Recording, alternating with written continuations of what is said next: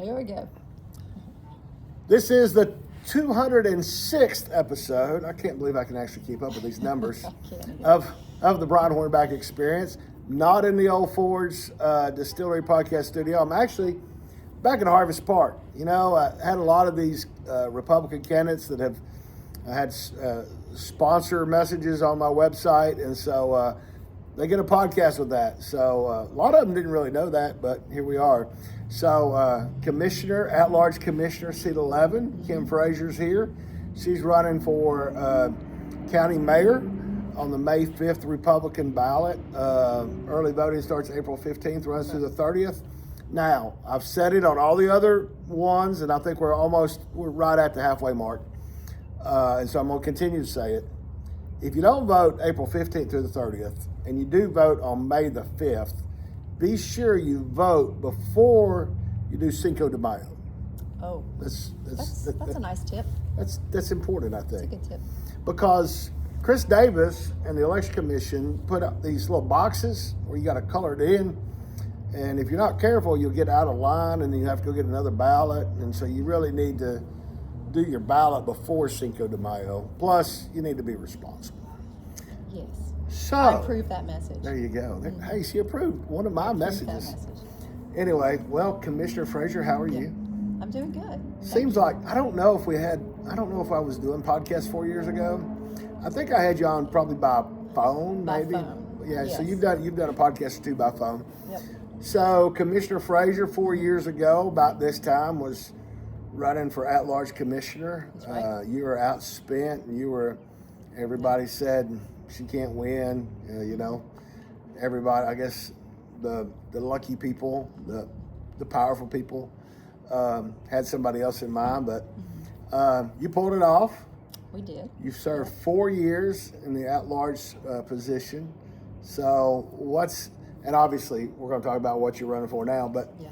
so how was the 4 years, 3.5 years, was it what you expected? It was. It was exactly what I expected. It's been the honor of my life, really, to serve in that capacity. As a citizen advocate, you know, I felt like I was really giving back to the community.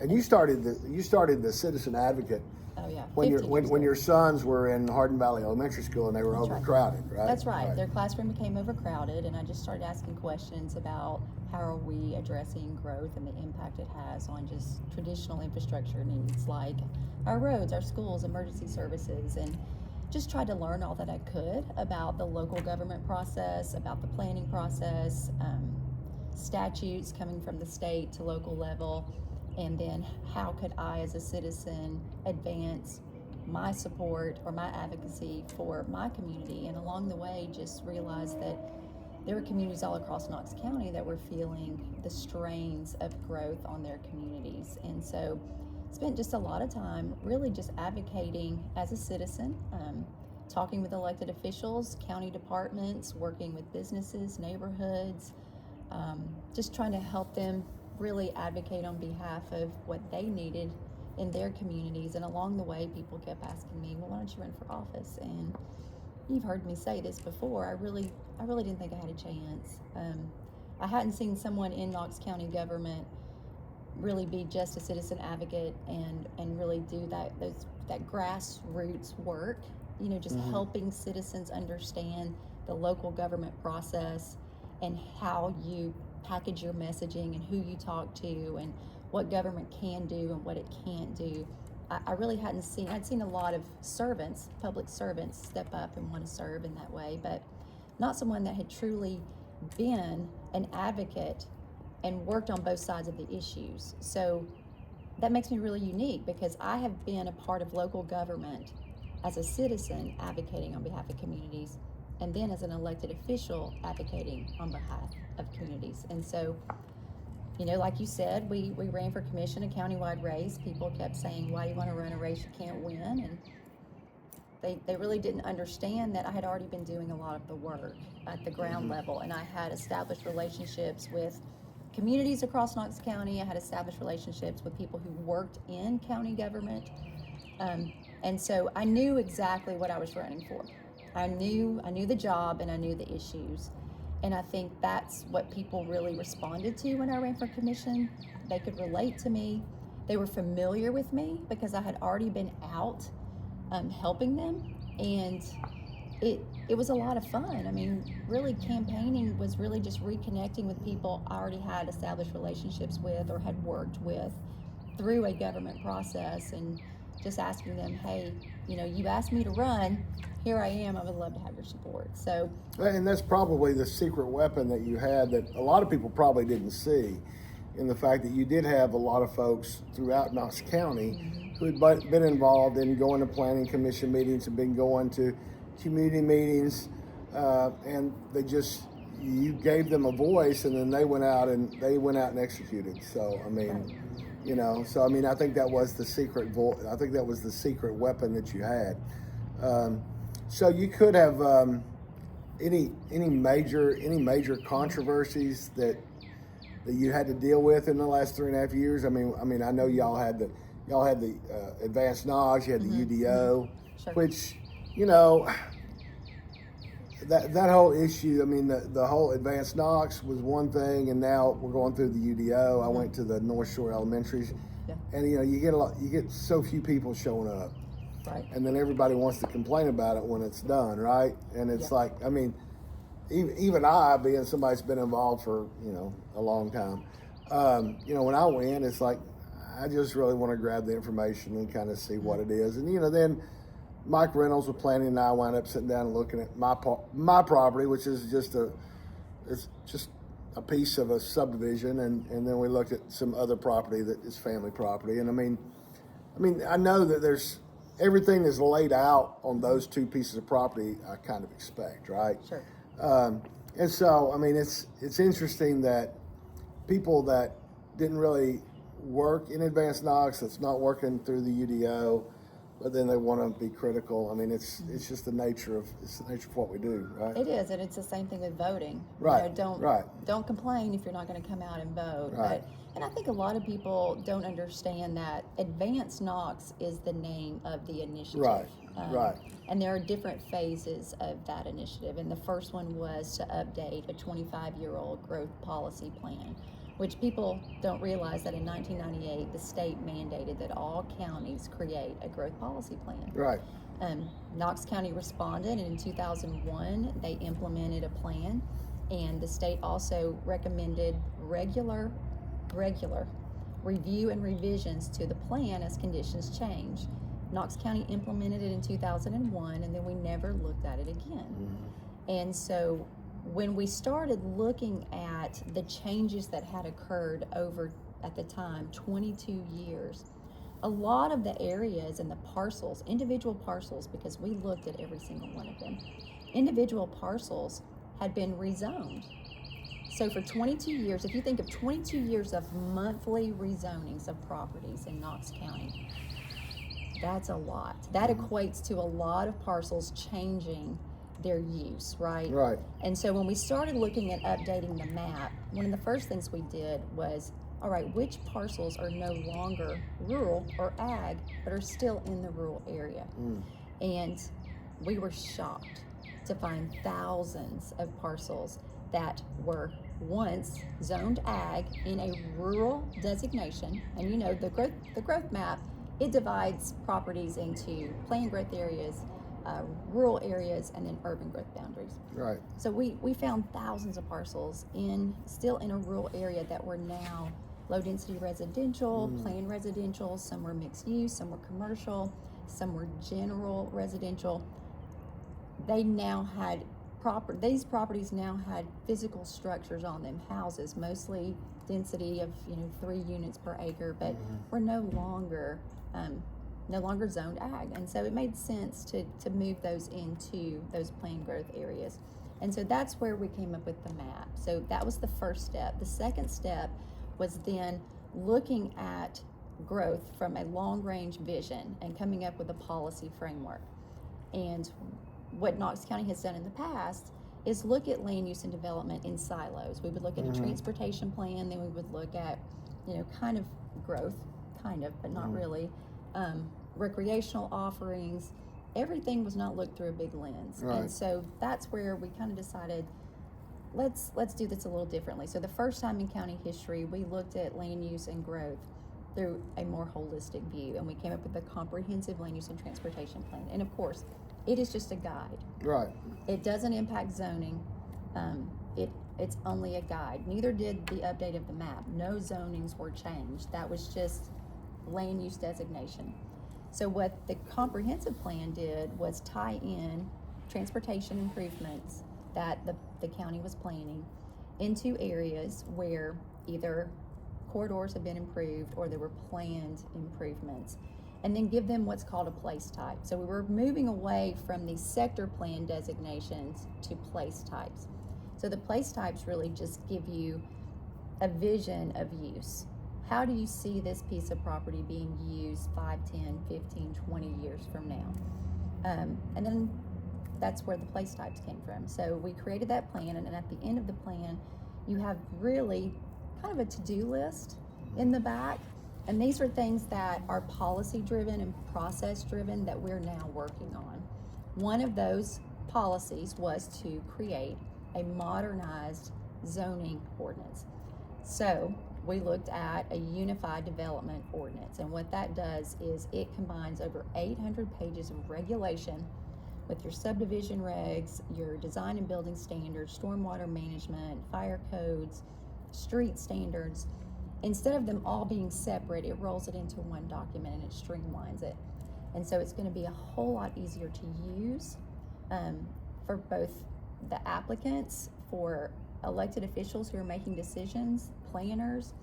And so I'm really excited about it. The other part of that is it's going to help us focus growth in areas that can support it. We've kind of just been allowing all kinds of things to happen, and it has really put a strain on our infrastructure. And so this is going to help us really focus on areas where we either have planned growth or existing infrastructure improvements, or we're planning infrastructure improvements. And that's very much needed. And that in itself will keep it away from those rural areas where we want to preserve the landscape and the character. The other part is it's going to elevate our standards. Our standards are kind of on the floor right now. Right. And we're in this weird kind of season where we have updated place types in the comprehensive plan, but we have old zoning ordinances. So we're seeing a little bit of conflict with, especially when it comes to county commission. You know, some of us aren't quite as comfortable with using some of the zonings that are being requested. So we'll work through that with the UDO. So does the UDO replace the sector plans? The comprehensive plan replaced the sector plans. Okay. So we had 12, 13 sector plans, which we divided Knox County into these sectors, and we rolled those into one comprehensive plan. So that replaced the sector plan.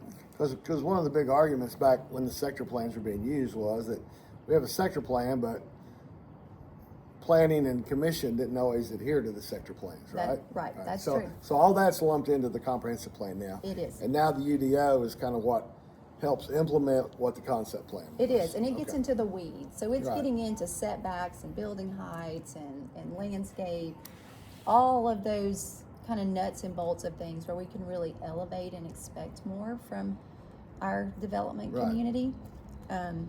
And that's the opportunity that we have with that. That's why I encourage everybody, and that may be why we're seeing lower attendance, because it really is very technical. Right. Very technical. And if you didn't know the standards before, you're really not going to understand. But one thing I'm really proud of is that, you know, they took the feedback from citizens about wanting agricultural uses and rural uses to have larger lots and to preserve land. And we're getting a lot of positive feedback from folks who looked at those ag. We're now calling them zoning districts. I've got to get used to that. They'll be called zoning districts instead of zoning ordinances. But those districts are really kind of offering up some more protections and preservation in those areas, and really promoting development that aligns in character and form in those rural areas. And so I just, you know, everybody get out there, go to the website, give us your comments. You know, we're putting it out there now so we can get all this feedback. Right. And it's not set in stone. This work will take months. Right. This isn't something that we are going to try to rush through. Now, they told me at that meeting that I went to They're hoping to vote on it sometime this fall or winter, I think, the Yeah. actual UDO, right? Yeah, that's the UDO, and I think Mayor Jacobs was hoping we could get it done by the end of his term, Right. Because he's worked really hard on this.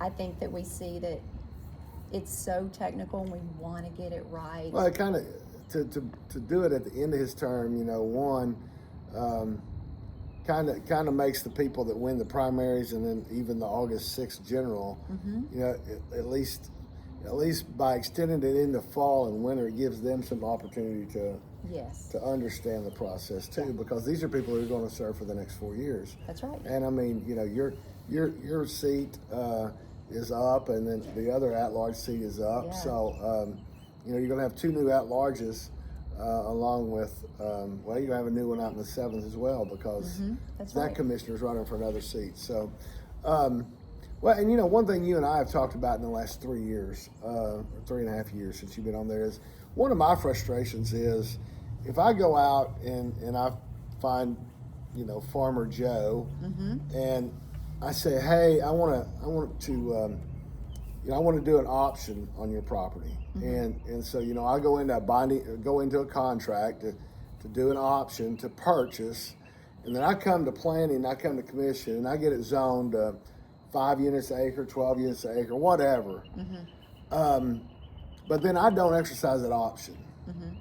Unfortunately, that rezoning has stayed with that property. It stays with it, yeah. Is there ever any way that you think that the county can eventually just say, hey, look, if this isn't implemented, because here's the reason I say that, and you've heard it from me, and now I'm basically saying it for the 15 people that watch this, there'll be more than that, is because I think that if we go back and look over the last 10 years, or let's just even go back and say the last 3.5 years since you've been on commission, if every property that had been rezoned had been actually done what was passed to be done, we wouldn't have a supply issue today.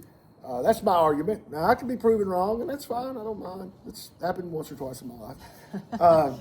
But yeah, that's one of my frustrations. And then then sometimes, I mean, you've spoken up at commission meetings before when people are, what price house we're going to have on this? Right.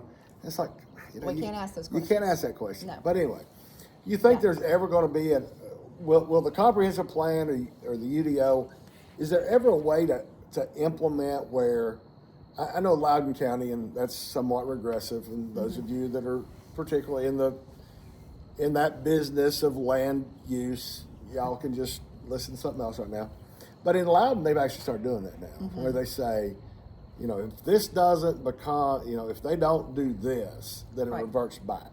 Right. You think Knox County will ever get to that point? I mean, maybe. I think we're having those discussions, and I think we've received some of that input. And really what you're talking about is if somebody comes in and they're wanting to buy the property, and it's a developer, and it's, a 20-acre currently being used as ag, and they get the rezoning of PR up to 5. Right. And then they decide, I've got a better opportunity somewhere else. Right. The zoning then It stays at PR, 1 to 5. So, and it would really be up to, again, the property owner. Right. You have to consider property rights. Right. And typically, that owner has already committed to wanting to sell. Right. There's no one, Right. 4th, 5th, or 6th generation who's going to continue to use the land as it's currently being used. Right. And so it would really be up to them. Right. They could always come back and rezone it back. Well, and there's been, I was going to say, there's been a couple of those. There has been. In recent months where people have come back and said, I want to go back to ag. Yeah, but we have talked about Right. if it is a transfer to another owner and they haven't developed it in a certain amount of time, then does it revert back? I think there's been conversations about that. I think there will be continued discussions as we get through the UDO. I mean, that's something I'm happy to go back and say, hey, let's revisit this conversation. And I mean, big developments like Belltown. I mean, they're not going to come and ask. They're not going to go through all the due diligence if they're not going to do Belltown, right? That's right. I mean, That's right. Dry Hollow. I know that's been one point of contention. It's Thunder Mountain's they're not going to come do what they did and not do something Right. and get what they want. So I mean, it's those other smaller pockets and some near my house where a piece of property has been rezoned. There was going to be 15 houses on it, and then the person had the option, didn't exercise it, and it's still sitting there, which Right. is fine with us. We're happy to have Yeah. the space, but Yeah. anyway. So now you've gotten into the whole mayor's race. I know you and I talked as you were approaching that decision. You feel like everything that you envisioned to get done, you got done in one term on county commission, because you could be sitting at home eating bonbons and sailing to a no, I don't even think at this in 2026 even people who are eligible for re-election aren't even able to run for re-election without opposition. But it would have been an easier route just to say, okay, I'm going to serve another 4 years on county commission. Right. So you feel like you've gotten accomplished kind of what you want to do, and people have come to you and said, hey, you need to consider running for county mayor, and you considered it. And she considered it for a long time. I know that personally.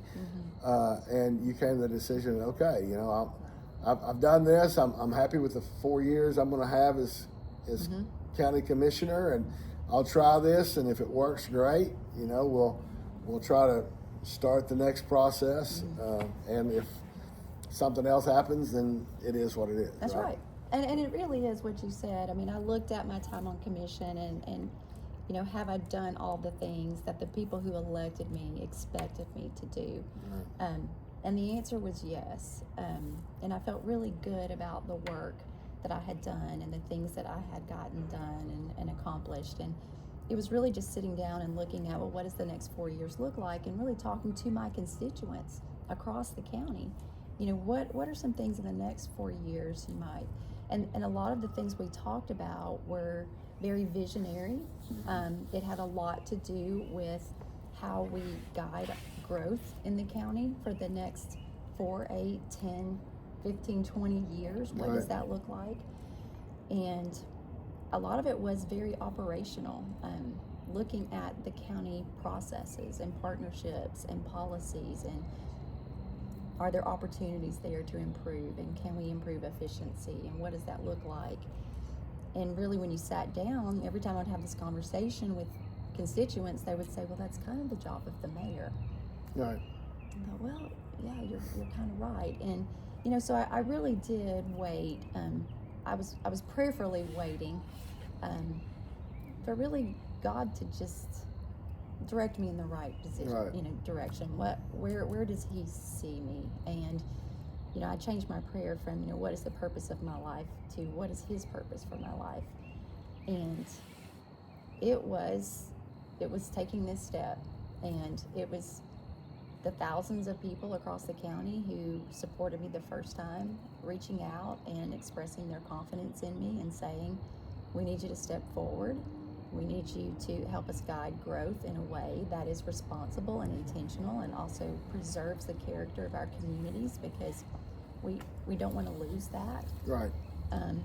It was, also about bringing such a unique perspective, having been on both sides of the issues as a citizen and as an elected official, and understanding.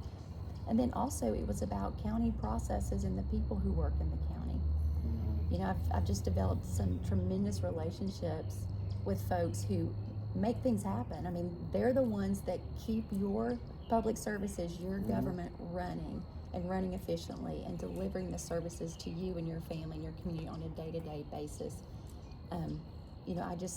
I started looking at them and thinking, gosh, I would love to be responsible for these people. Right. I think we could really do some amazing things. And unfortunately, those are the people. We're talking about the convenience center employees. We're talking about the folks that work in the libraries. We're talking about the folks that are EPW. Yeah. And unfortunately, those are the folks that Mayor Jacobs really hasn't been able to help make those salary benefits that he's been able to do for the sheriff and for the teachers. And so, those are the lost. Those are the people who are truly the people who they don't get up and scream and yell for a pay raise every year. Yeah. I mean, and so it's just hardworking people. It is. Hardworking people all across Knox County, whether you work in the private sector or even the public sector within county government. I'm running for them. Right. I really am. I just, they wanted someone they could relate to. My past. I mean, I grew up on a 120-acre farm, and the value of hard work was ingrained in me pretty early on. And my Right. parents were, lower middle class, but we had everything we need. My parents had no debt. Right. If we didn't have cash for it, we didn't get it. Right. They taught me that your faith, it shapes you, your family grounds you, and freedom provides you with every opportunity you could possibly imagine. You just have to pursue it, and you also have to protect it. And that's the way I was brought up, and those are the people that I've been able to represent and get to know and do life with and share experiences with as a commissioner, and those are the people that I hope I will make proud as their next mayor. Well, and the good news is that the next mayor is going to come in with a new sheriff. They're going to come in with a new county clerk. They're going to come in with, obviously 2 new at-large commissioners. Mm-hmm. And for the most part, you have a little bit of time to kind of learn. Obviously, you know a lot because you've been on there for now 4 years, but you're not going to have to be making the budget right away, because the budget is going to be approved presumably in May or June, and then that's the budget you're going to have until July 1 of next year. So, everybody that's new will be able to have a learning curve in the fall and into the winter, and then sometime in early 27 you'll have to start figuring all that stuff out. So, and it's a great opportunity for whomever is the next mayor to take that time. And what I would like to do is get in there and do an internal assessment of all of our policies, processes, partnerships, countywide, every department. Where are opportunities? Where can we improve? And then at the same time, get out into all of the communities, because I don't really think taxpayers truly understand, 1, what government does, and 2, how their tax dollars are being spent. And I think that there's a great opportunity to get out there and show them, these are the revenues, here are the state allocations, because most people don't realize 2/3 of our revenues are state mandated allocations right off the top. And it's a great example. I tell people simple math. You see a $1.1 billion operating budget, right? Immediately, schools, $743 million. That includes cafeteria. Then you have law enforcement, $115 million right off the top. We pay our debt, $86 million. We've got $17 million in pensions. So you're left really with about $139 in flexible operating dollars to spend, $139 million. Right. So, showing the public that, and showing them those state statutes of required public services, authorized public services, and saying, this is what we as a county have to provide to you. And then also showing them the expenses. Then explaining the debt to them. Kind of the rise and fall that we're expecting by 2019 or in 2030, that it's going to kind of increase. But then we're going to close out some bonds too. We're going to get some of that money back. Explaining that to them. And then also, what's always absent of the conversation, identified needs. This county has identified $1.7 billion of needed road improvement projects. Right. Let's show the public where those are. I guarantee you it's probably a road or a street that you travel on. But showing them countywide, these are the needs we've identified that we haven't been able to address. And then also competing priorities. Every department across Knox County that provides a program or service to you has a priority, and they're competing for those $139 million. Right. Show those to the public too. And that includes staffing. I mean, we have lower staffing numbers than we have in the past. We're having a hard time competing with the private sector, and we've got to look at that. So I just see a lot of opportunity, doing both of those things that first year when you are operating under the current mayor and commission's budget. Right. To really kind of dig in and get out and let the taxpayers, the people who actually are paying for these services, be a part of the path forward and help us redefine a level of service. Let the public help define what do you expect from your government. Right. And then show them exactly how we get there. Well, this is what's needed. Here's how we get there. And let them decide. Well, we've gone almost 30 minutes, so I appreciate you sitting down with us in this Thank you. 206th episode of the Brian Hornback Experience. And I'll let you have the last word to remind everybody that April 15th through the 30th is the early voting, and that May the 5th is primary day, and then That's right. move on to August the 6th after that, and be sure to ask for their vote. Well, that's right. It's all yours now. It's all me. Well, I truly hope that the people of Knox County will see that I bring a measured, steady leadership I would bring it to the office, and that I've been showing up when it was about people and communities and not a campaign or an election. And I made one promise when I ran for commission, and I'm making one promise running for mayor, and that is that I will always put people and communities first. My only allegiance are to the people of Knox County. So, vote for Kim Frazier May 5th.